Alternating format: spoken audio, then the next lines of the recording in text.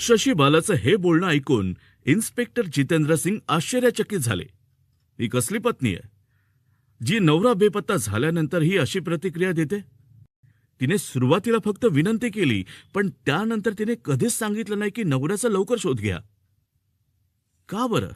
आणि नवरा बेपत्ता झाल्यावर जशी कोणतीही स्त्री चिंतेत पडते तशी कुठलीही चिंता शशी बालाच्या चेहऱ्यावर का दिसत नाहीये?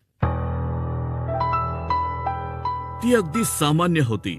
यामुळे इन्स्पेक्टर जितेंद्र सिंग यांना तिच्यावर संशय आला.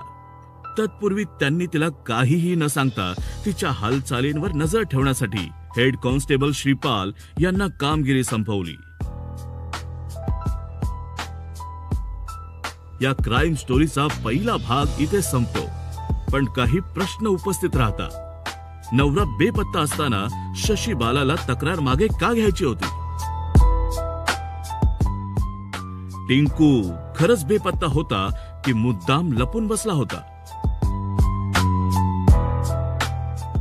शशी बालाच्या वागण्यात पोलिसांना नेमकं काय खटकलं? आणि या प्रकरणात पहिला खरा गुन्हेगार कोण असू शकतो? हे सगळं काही उघड होईल पण दुसऱ्या भागात.